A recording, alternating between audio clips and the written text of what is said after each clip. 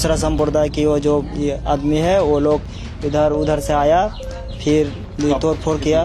प्रशासन एक भी नहीं था, कहाँ भी नहीं था, सब छुपा के बैठा हुआ था।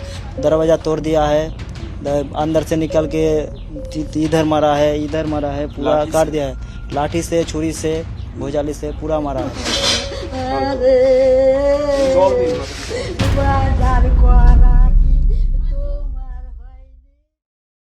वक्त बीतने के साथ ब्यौरे धुंधले पड़ने लगते हैं। वक्त सबसे बड़ा मरहम है, लेकिन एक जख्म है, सांप्रदायिकता का जख्म जिसे कोई भर नहीं पा रहा। एक भीड़ है जो इस देश की छाती पर चढ़ गई है और दम घोटने की हर कोशिश कर रही है। नफरत, हिंसा, विध्वंस, अराजकता, इस भीड़ की डिक्शनरी में सिर्फ यही शब्द हैं। बीते 11 अप्रैल को ये उन्मादी भीड़ पश्चिम बंगाल में निकली, दुकानें लूटी, गाड़ियां जलाईं, हत्याएं की। लोग अपने घर छोड़ने को मजबूर हो गए और मजबूर नजर आया पुलिस प्रशासन। 3 दिन तक हिंसा का नंगा नाच चलता रहा और चलती रही राजनीति जिसके सेनापति कोई मौका नहीं छोड़ना चाहते। आज हम बात करेंगे पश्चिम बंगाल में वक्फ संशोधन कानून के खिलाफ शुरू हुए हिंसक विरोध प्रदर्शनों की, जिसने सांप्रदायिक हिंसा का रूप भी ले लिया। ये असम तक पहुंच चुकी है। इस हिंसा की कड़ियां खोलेंगे। फिर करीब 13,500 करोड़ के बैंकिंग घोटाले के आरोपी मेहुल चौकसी की खबर लेंगे, जिसे भारत लाने का रास्ता अब तैयार होता दिख रहा है। आखिर में बात होगी आधुनिक भारत के आर्किटेक्ट डॉक्टर भीमराव अंबेडकर की, वही डॉक्टर अंबेडकर जिनकी कसौटी पर हमारी सभ्यता को परखा जाना चाहिए। नमस्कार, सौरभ द्विवेदी नाम है हमारा और आप देखना शुरू कर चुके हैं Lallan top show. Brought to you by American Pistachios, Sensodyne K and Candid.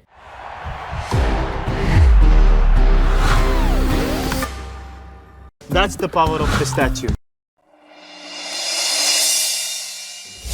भूमिका हम बांध चुके हैं, अब बात सीधी और स्पष्ट शब्दों में होगी। पश्चिम बंगाल में एक जिला है मुर्शिदाबाद, बांग्लादेश की सीमा से लगा है, इसलिए संवेदनशील इलाका है। पिछले साल रामनवमी पर भी यहाँ हिंसा हुई थी, उसके बाद उसी साल नवंबर में भी। इस साल जिले में वक्फ संशोधन बिल के खिलाफ एक रैली निकाली गई थी, जिसमें आगजनी और हिंसा हुई। पुलिस ने तब 22 लोगों को गिरफ्तार किया था। इसके बाद आया 11 अप्रैल 2025 का दिन। रिपोर्ट्स बताती हैं इस दिन पूरे जिले में बड़े स्तर पर विरोध प्रदर्शन की प्लानिंग की गई। जिले के सुती, शमशेरगंज, धुलियान और जंगीपुर जैसे इलाकों में लोग इकट्ठा हुए, नारेबाजी हुई और देखते देखते ये हिंसा में बदल गई। भीड़ ने निमतिता रेलवे स्टेशन को घेर लिया। पुलिस पहुंची, आंसू गैस के गोले दागे। इस दौरान एजाज नाम के शख्स को गोली लगी और उसकी मौत हो गई इलाज के दौरान।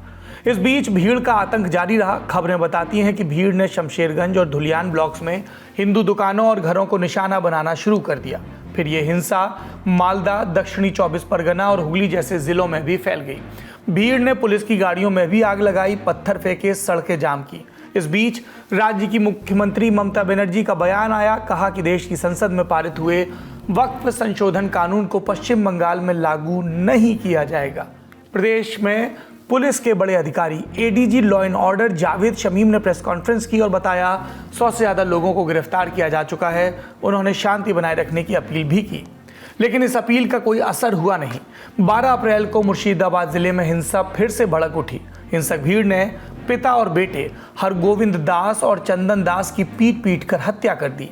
ये दोनों हिंदू देवी देवताओं की मूर्तियां बनाते थे। इधर कलकत्ता हाई कोर्ट ने जिले में केंद्रीय बलों की तैनाती का आदेश भी दिया। राज्य सरकार ने जिले में भारतीय न्याय संहिता की धारा 163 लागू कर दी। जैसे आईपीसी की धारा 144 हुआ करती थी, वैसे ही प्रावधान बीएनएस की धारा 163 में है। जिले में इंटरनेट सेवा भी बंद कर दी गई। हालात काबू में आने लगे। इस बीच बीजेपी नेताओं ने टीएमसी को घेरना शुरू किया। टीएमसी वाले भी जवाब तैयार करने लगे। इस राजनीतिक बयानबाजी पर हम बाद में आएंगे। पहले किस हिंसक भीड़ का शिकार हुए हरगोविंद दास और चंदन दास के घर वालों को सुनते हैं। आपस में कोई मैटर नहीं है। वो जो दूसरा संप्रदाय की वो जो ये आदमी है वो लोग इधर उधर से आया, फिर तोड़ फोड़ किया। कितना बजे? 8 बजे से शुरू हो गया था कल। हाँ, सुबह 8 बजे से उधर से लोग आया, पूरा एकदम तोड़ फोड़ किया। ढील झरा एकदम बड़ा बड़ा, इतना बड़ा बड़ा पूरा इधर तो गिरा हुआ है ना। दरवाजा तोड़ दिया है, अंदर से निकल के इधर मारा है, पूरा काट दिया है। लाठी से, छुरी से, भुजाली से पूरा मारा है। चंदन दास अपने पीछे पत्नी पिंकी दास, 2 बेटों और एक बेटी को छोड़कर गए हैं। बच्चों की उम्र 6 से 16 साल के बीच है। पिंकी का रो रो कर बुरा हाल है, वो कुछ भी बोल नहीं पा रही। उनके घर के दरवाजे और खिड़कियां टूटी हैं, अंदर के कमरे पूरी तरह से तहस नहस हैं। इंडियन एक्सप्रेस के रविक भट्टाचार्य ने पिंकी से बात की। उनके मुंह से बार बार 2 ही सवाल निकल रहे, मुझे इंसाफ कौन देगा और अब हम कैसे जिएंगे। पिंकी बताती हैं कि भीड़ उनके पति और ससुर को खींचकर बाहर ले गई। उनकी आंखों के सामने दोनों की हत्या कर दी गई। वो हमलावरों के पैर पकड़कर गिड़गिड़ाई तो उन्हें भी मारने की कोशिश की। जैसे तैसे वो अपने बच्चों के साथ छत पर भागी। पिंकी कहती है कि उनके बच्चे अपने पिता और दादा को खोज रहे हैं। उनका घर जाफराबाद गांव में है। ये इलाका शमशेरगंज पुलिस स्टेशन के कार्यक्षेत्र में आता है और यहाँ से 20 किलोमीटर दूर एक इलाका है जिसका नाम है कासिम नगर। यहाँ के गाजीपुर में रहती हैं सेलिमा बीबी। जो सवाल पिंकी ने पूछे वही सेलिमा भी पूछ रही हैं। इन विरोध प्रदर्शनों के दौरान सेलिमा के पति एजाज अहमद की जान गई। आरोप है पुलिस की गोली लगी। जिस जगह पर एजाज को गोली लगी वो उनके घर से सिर्फ 10 मिनट की दूरी पर है। सेलिमा का दावा, एजाज चेन्नई के होटल में काम करते थे। 28 मार्च को ईद के लिए घर आए, 13 अप्रैल को वापस जाना था। 11 अप्रैल की सुबह चाचा से मिलने गए और वहां से लौटते वक्त गोली लगी। इस पूरी हिंसा ने पश्चिम बंगाल को एक बार फिर से राजनीतिक अखाड़े में तब्दील कर दिया। राज्य की मुख्य विपक्षी पार्टी बीजेपी ने टीएमसी पर तुष्टीकरण का आरोप लगाया। राज्य में राष्ट्रपति शासन लगाने की मांग की। हिंसाग्रस्त जिलों में अफस्पा लगाने की भी मांग की। सुनिए विधानसभा में नेता प्रतिपक्ष शुवेंदु अधिकारी को। प्रेसिडेंट रूल तो मैं on the eve of election मांगा है, ये जनता का मांग है। इलेक्शन का दौरान ईसीआई को प्रेसिडेंट रूल में इलेक्शन कराना चाहिए यहाँ का डेमोक्रेसी के लिए, और एनआईए तुरंत होना चाहिए मुर्शिदाबाद इशू में। वहाँ एंटी नेशनल फोर्स का एक्टिविटीज है। यह अंसारुल बांग्ला पीएफआई सिमी का काम है, उसको पेट्रोनाइज कर रहा है यहाँ का सरकार वोट बैंक की लालच। टीएमसी की सफाई क्या है? कमजोर दलीलें। पहली कि बीजेपी की वजह से हो रहा है। वक्फ कानून समाज को बांटने के लिए लाया गया है। यदि ऐसा है तो उसका लोकतांत्रिक तरीके से विरोध किया जा सकता है। हिंसा को किस आगर मगर की तर्ज पर बचाया जा रहा है। इसके बाद टीएमसी का अगला इल्जाम लगा सीमा सुरक्षा बल यानी बीएसएफ पर, लेकिन किसी ने आकर नहीं कहा कि ये राज्य की इंटेलिजेंस, राज्य की पुलिस व्यवस्था और राज्य के राजनीतिक नेतृत्व की विफलता है। Some section of central agency, a section of BSF and a section of 2 or 3 political parties. They were involved in this conspiracy, and with the help of a part of BSF, there was a gap in border. Some miscreants entered, they made chaos, and they were given safe passage to return. ये तो सत्तारूढ़ party और मुख्य विपक्षी दल की बात हो गई। सीपीएम और कांग्रेस, उन्होंने बीजेपी टीएमसी को इसमें जोड़ दिया और कहा कि 2024 के विधानसभा चुनाव से पहले ये पार्टियां ध्रुवीकरण की कोशिश कर रही हैं। इन सब के साथ कुछ सवाल हैं जो पूछे जा रहे हैं। मसलन, क्या पश्चिम बंगाल में सांप्रदायिक ध्रुवीकरण एक पॉलिटिकल टूल बन चुका है, और अगर इसका जवाब हाँ में है तो इससे बंगाल के ताने बाने पर क्या असर पड़ेगा? पॉलिटिकल वायलेंस जो बंगाल में होता है वो भी एक कम्युनल कलर ले लेता है पोलराइजेशन के लिए। So communal feeling, communal divide, Bengal society वो जो पहले कभी नहीं था वो अब काफी डीप एक इम्प्रिंट कर लिया। जितना पोलराइजेशन हो रहा है उतना ही बीजेपी का फायदा हो रहा है। जैसे हमने आपको बताया, from 6% it has gone up to nearly 40%। और तृणमूल का फायदा हो रहा है क्योंकि तृणमूल बीजेपी के राइज के साथ एंटायर मुस्लिम वोट जो है वो एकदम कंसोलिडेटेड तृणमूल के पास आ रहा है। एलिगेशंस है कि जब ऐसा कोई कम्युनल डिस्टर्बेंस होता है, एलिगेशन है कि गवर्नमेंट थोड़ा सा अलाउ करता है थोड़ा सा होने के लिए, इसके बाद स्टॉप करता है। दिस 2025 कम्युनल अनरेस्ट इन मुर्शिदाबाद एक ही चीज पॉइंट कर रहा है कि गवर्नमेंट को अभी ये जिन को बॉटल में डालने का बहुत मुश्किल हो रहा है। रूलिंग पार्टी का एमएलए का घर, उनका गाड़ी स्टेट गवर्नमेंट का इंफ्रास्ट्रक्चर, स्टेट गवर्नमेंट का बिल्डिंग्स, पुलिस वगैरह, ये भी अटैक हो रहा है। तो ये कंट्रोल का बाहर चला गया है। एक सवाल ये भी कि जिन इलाकों में हिंसा हुई वहां के नुमाइंदे, वहां के राजनीतिक प्रतिनिधि क्या बयान दे रहे हैं। पश्चिम बंगाल का इतिहास और वर्तमान देखें तो कहानियों के दो ध्रुव नजर आते हैं। एक तरफ प्रबोधन है, पुनर्जागरण है, उदारता और समानता की बातें हैं, तो दूसरी तरफ हिंसा, अराजकता और धार्मिक कट्टरता है। हर दशक, हर दौर में पश्चिम बंगाल का दामन हिंसा से रंगा नजर आया। एक्सपर्ट से समझते हैं। बंगाल का इतिहास और बंगाल की राजनीति दोनों हिंसा से लगे हुए हैं। Calcutta, the great Calcutta killing जो आज़ादी से पहले हुई थी, उसके बाद से लगातार राजनीतिक हिंसा बहुत ज़्यादा रही है पश्चिम बंगाल में, चाहे वो लेफ्ट का 34 साल का शासनकाल रहा हो या उसके बाद ममता बनर्जी का अब तक का शासनकाल। इस बीच दंगे भी होते रहे, लेकिन ये जो कम्युनल तनाव है, ये कम्युनल तनाव बीच बीच में होते थे, लेकिन इतना ज़्यादा नहीं था। ये पिछले 5-6 सालों में पश्चिम बंगाल में बहुत ज़्यादा बढ़ गया है। मुझे याद है आसनसोल का दंगा हुआ था और तब से लगातार हर दूसरे साल, तीसरे साल दंगे हो रहे हैं। और इसकी एक जो बड़ी वजह है वो है पश्चिम बंगाल की राजनीति अब ध्रुवीकरण और तुष्टीकरण के बीच की एकदम सीधी लड़ाई हो रही है। अब ये सोचने लायक बात है कि समाज या स्थिति किस ओर जा रही है। पश्चिम बंगाल में ये चीज़ नहीं थी। इतने छोटे बच्चे इस तरह हिंसा करेंगे ये कोई सोच भी नहीं सकता था, लेकिन अब वो हो रहा है, हकीकत बन चुका है ये। हालांकि इस बीच टीएमसी की ओर से भी हुमायूं कबीर जो है उन्होंने भी कहा है कि जो पलायन हुआ है वो शर्मनाक बात है। और ये सही में इतने लोगों का पलायन करना ये बिल्कुल शर्मनाक बात है। और कोशिश अब प्रशासन की ओर से की जा रही है कि उनको वापस लाया जाए। कुछ लोगों को वापस लाने की कोशिश कामयाब भी हुई है, कुछ लोग वापस आए हैं। आज एडीजी बीएसएफ से भी हमारी बात हो रही थी, उनका कहना है कि वापस लाने की प्रक्रिया शुरू हो गई है, लेकिन अभी भी इन इलाकों में पुलिस और प्रशासन को भरोसा जगाना होगा। अभी के हालात क्या हैं? मुर्शिदाबाद में भारी पुलिस और सुरक्षा बल तैनात हैं। लोगों से शांति बनाए रखने की अपील की जा रही है। पुलिस की तरफ से दावा कि इस हिंसा को भड़काने में social democratic party of India यानी एसडीपीआई का हाथ है। इंडिया टुडे के अनुपम मिश्र की रिपोर्ट कई स्थानीय लोगों के हवाले से कहती है एसडीपीआई के लोग घर घर जाकर लोगों को भड़का रहे थे। कह रहे थे नए वक्फ कानून के जरिए मोदी सरकार मुसलमानों से सब कुछ छीन लेगी। एसडीपीआई और बैन किए जा चुके संगठन पीएफआई का भी कनेक्शन रहा है। हालांकि एसडीपीआई इससे इनकार करती रही है। ऐसी जानकारियां सामने आई कि सिमी और पीएफआई के लोग बड़ी संख्या में एसडीपीआई में शामिल हो चुके हैं और इनके संपर्क बॉर्डर पार बांग्लादेश में बैठे कट्टरपंथी तत्वों से भी हैं। इस खबर पर ग्राउंड जीरो का हाल आप तक पहुंचाने के लिए हमारे साथी सिद्धांत मोहन और विजय मुर्शिदाबाद पहुंच चुके हैं। बहुत जल्द उनकी रिपोर्ट भी आपके सामने आएगी। उम्मीद है कि पिंकी और इस दंगे के पीड़ित तमाम लोगों को, फिर चाहे वो पुलिस की गोली से पीड़ित सलीमा बीबी हो या कोई और, न्याय मिले। हिंसा की साजिश रचने वालों को कानून की सख्ती का सामना करना पड़े। नेता लोग लीपापोती न करें और राज्य की ममता बनर्जी सरकार सवालों के जवाब ले और अपनी जवाबदेही तय करे। वरना सत्तारूढ़ दलों के लिए बहुत आसान होता है हर चीज के लिए विपक्ष पर तोहमत मढ़ देना। बढ़ते हैं अगली बड़ी खबर की तरफ। SLS और पैराबेन गॉन तो उसका करंट ऑन। What then? इसके पोटेशियम आयंस करी ट्यूब का करंट गॉन, लाइव का करंट ऑन। मेहुल चौकसी नाम तो सुना होगा।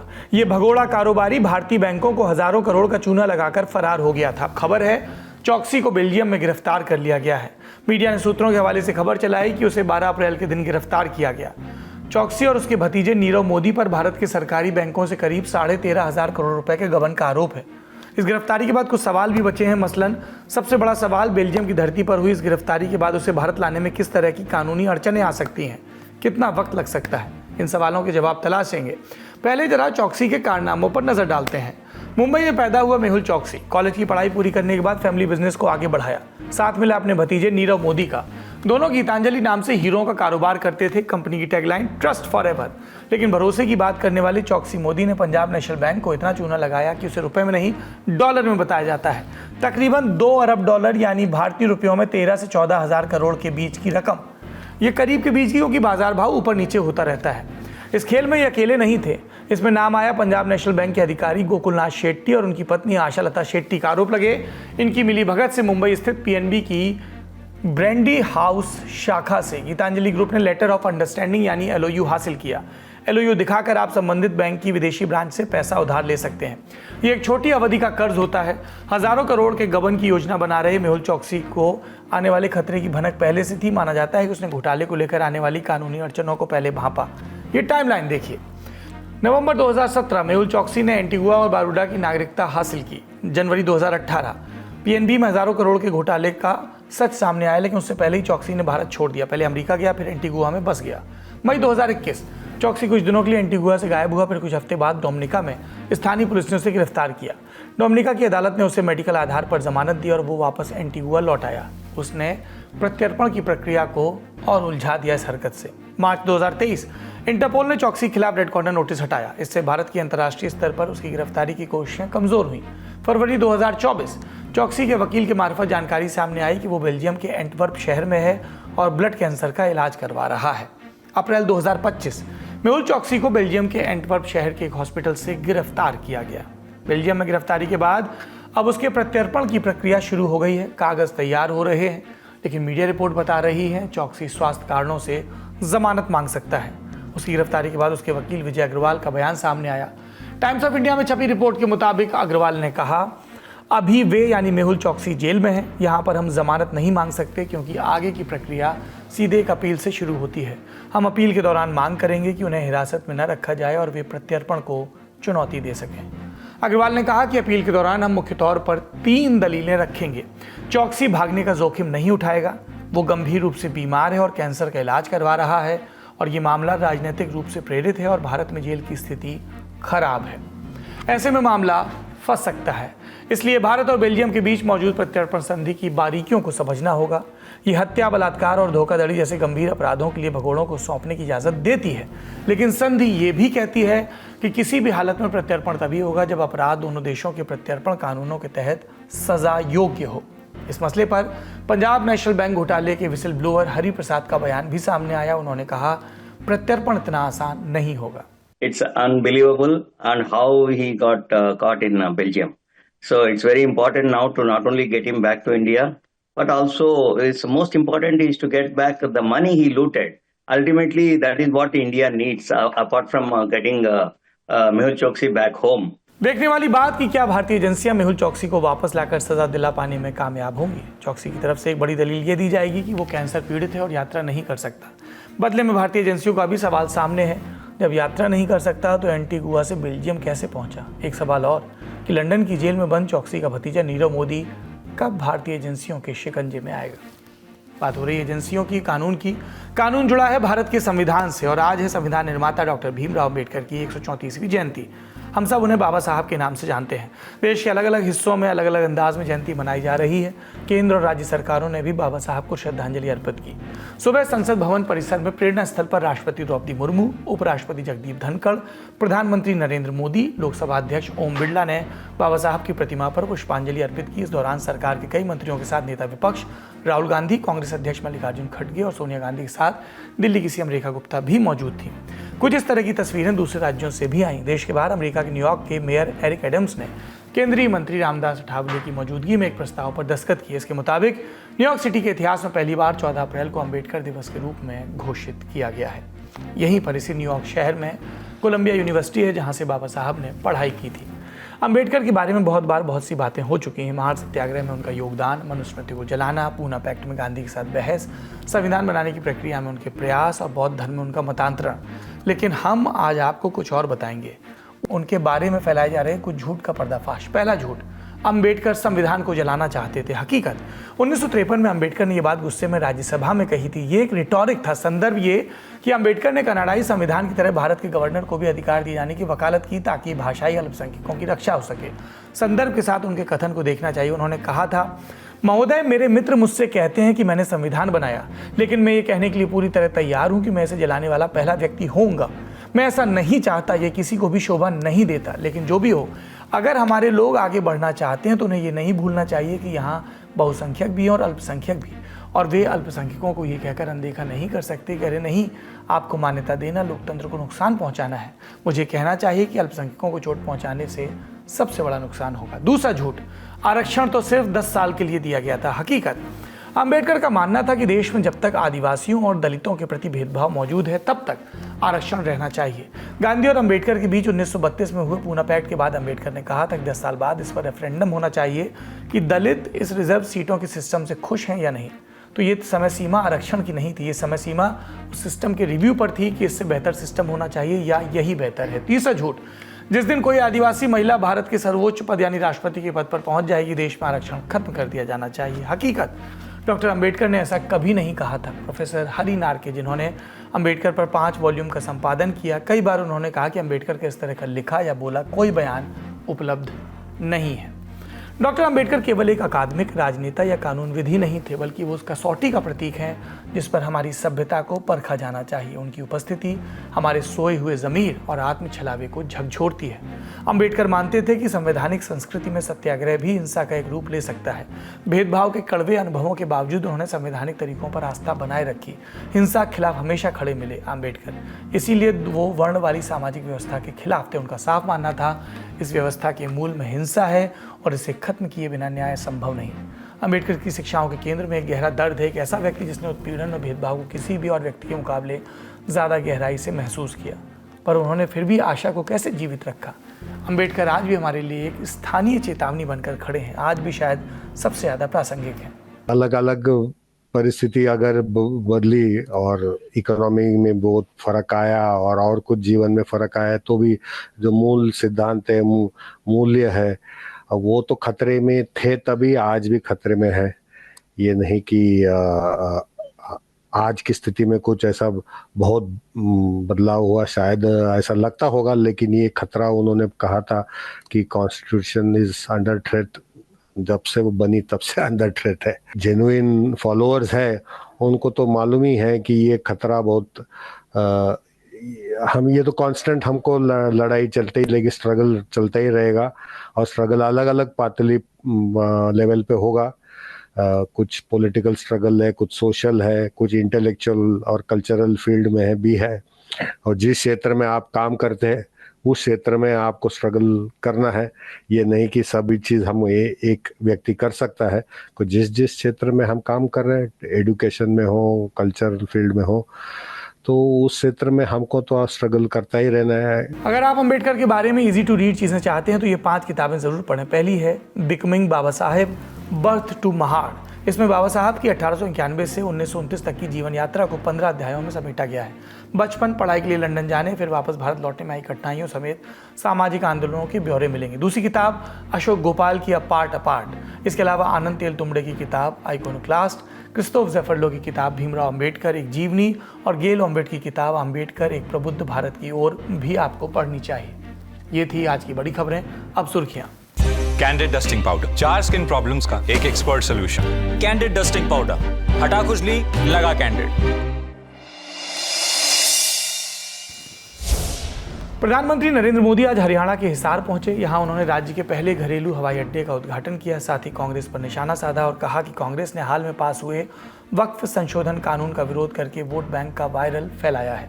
प्रधानमंत्री ये भी बोले, वक्फ के नाम पर लाखों हेक्टेयर ज़मीन है, अगर इसका फ़ायदा ज़रूरतमंदों को मिलता है तो उनकी ज़िंदगी बेहतर होती, लेकिन इन ज़मीनों से सिर्फ माफिया को फ़ायदा हुआ। वक्फ के नाम पर लाखों हेक्टेयर जमीन पूरे देश में है। इस जमीन, इस प्रॉपर्टी से गरीब का, बेसहारा महिलाओं, बच्चों का भला होना चाहिए था,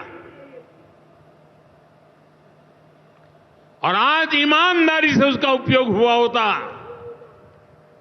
तो मेरे मुसलमान नौजवानों को साइकिल के पंक्चर बना करके जिंदगी नहीं गुजारनी पड़ती। लेकिन इससे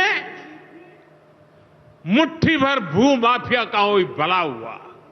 अमेरिकी राष्ट्रपति डोनाल्ड ट्रंप के ट्रेड वॉर शुरू करने के बाद आखिरकार चीन अपने उस हथियार की ओर बढ़ता दिख रहा है जिसका अंदेशा जताया जा रहा था। चीन ने कई महत्वपूर्ण रेयर अर्थ एलिमेंट्स और मैग्नेट्स के निर्यात को निलंबित कर दिया।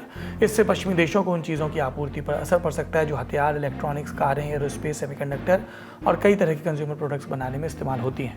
न्यूयॉर्क टाइम्स की रिपोर्ट के मुताबिक चीन सरकार एक नया निर्यात नियम बना रही है। जब तक ये नीति तैयार हो रही तब तक चीन के कई बंदरगाहों पर इन मेटल्स और मैग्नेट्स का निर्यात रोक दिया गया है। इनका इस्तेमाल जैसा हमने बताया कई ज़रूरी चीज़ों में होता है। नया नियम लागू होने के बाद कुछ कंपनियों जैसे अमेरिकी डिफेंस कंपनियों को स्थायी रूप से इन धातुओं की आपूर्ति बंद हो सकती है।